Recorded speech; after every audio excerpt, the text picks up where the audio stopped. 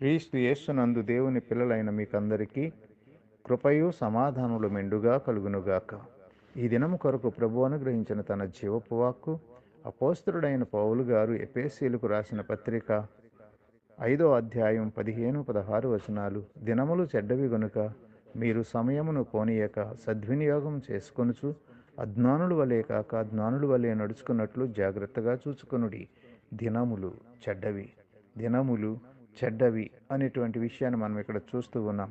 ఆ దినమైనను ఆ గడి అయినను మీకు తెలియదు గనుక మెలకువగా ఉండుడని ప్రభువు చెప్పారు. ఎందుకంటే అబద్ధ ప్రవక్తలు అపవాది తంత్రాలు నిన్ను గూర్చి నీ బోధను గూర్చి జాగ్రత్తగా ఉండండి అని ప్రభువు చెప్పాడు. కాబట్టి ప్రపంచంలో జరుగుతున్న ప్రతి విధమైన యుద్ధ నినాదాలు, ప్రస్తుత పరిస్థితులు ఆ దినాన్ని గురించి తెలియజేస్తున్నవి. కాబట్టి మనం మెలకువగా ఉండి ప్రభు రాకడ కొరకు సిద్ధపడు.